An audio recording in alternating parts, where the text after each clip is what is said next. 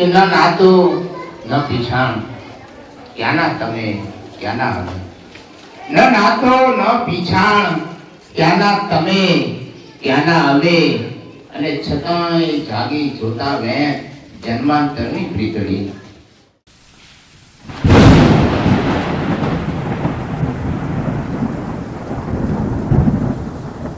જીવન બહુ અમૂલ્ય છે। You are most important person on this planet। આ દુનિયામાં સૌથી કિંમતી વ્યક્તિ હોય તો એ તમે પોતે।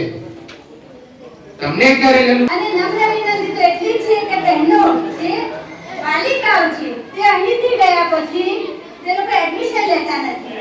તો હું એમને કહું છું કે તમે જરૂર એડમિશન લેજો અને આગળ અભ્યાસ માટે જજો। ઘર હોય, જૂનું ઘર છોડીએ ત્યારે નવું ઘર મળે, એમ આપણે અહીં 1 થી 8 ધોરણ ભણ્યા છો, ઘણી બધી યાદો છે।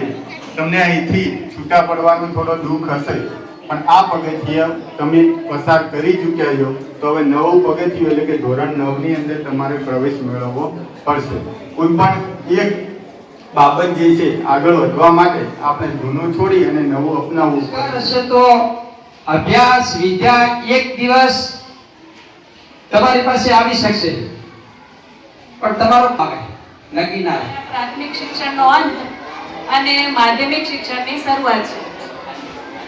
હવે તમે માધ્યમિક શાળામાં જશો તો મિત્રો હશે, તો શાળા અને તમારા વચ્ચેનો સાચો સંબંધ હવે જ શરૂ થાય છે કે તમે જ્યાં પણ જાઓ ત્યાં શાળાની સારી બાબતોની વાત કરજો, શાળાના સંસ્કારોની સુગંધ ફેલાવજો। વિદાય એક એવો શબ્દ છે કે દરેકની આંખોમાં પાણી લાવી દે। વિદાય એ ત્યારે હોય છે જ્યારે કંઈક એક જગ્યાને છોડી અને બીજી જગ્યાએ જવાનું હોય છે। શ્રીનગરનું નામ રોશન કરો। તમામ બાળકોને વિનંતી છે, એક સમાજની જવાબદારી આવે, એક આપણી નૈતિક જવાબદારી આવે કે હવે આપણે કંઈક કરવું પડશે। એટલે જે વિદ્યાર્થીઓ ભણવામાં બરાબર હોય, હોશિયાર હોય અને એને થાય કે જે મેં ગોલ નક્કી કર્યો છે એ તો હું મેળવીને જ જંપીશ અથવા એની આસપાસ હું રહીશ, પણ એના માટે પ્રયત્ન કરીશ, આવું જેની ટેમ્પરામેન્ટ હોય એને ચોક્કસ પ્રયત્ન કરવાનો। બાકીના જે વિદ્યાર્થીઓ હોશિયાર બધા જ છે, બરાબર સમજી લેજો, પણ અલગ અલગ ક્ષેત્રમાં એવું જરૂરી નથી કે બધાને ગણિતમાં હોશિયાર હોય, બધા વિજ્ઞાનમાં પાવરફુલ હોય, બધા અંગ્રેજીમાં પાવરફુલ હોય।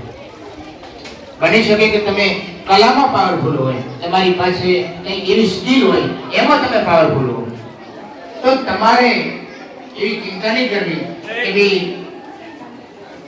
હવે હું 10માની અંદર બરાબર કાઠું નથી ગાડી શીખ્યો કે 12માં નથી ગાડી શીખ્યો તો શું કરીશ? કશું જ નથી કરવાનું। એક સરસ મજાની સ્કિલ, ઇલેક્ટ્રિક કામ છે, ગાડીઓ છે, બાઇકો છે, એનું રિપેરિંગ, કારીગરી વર્ક જે છે ને એ આવનારા સમય માટે આ દેશની કરોડરજ્જુ છે।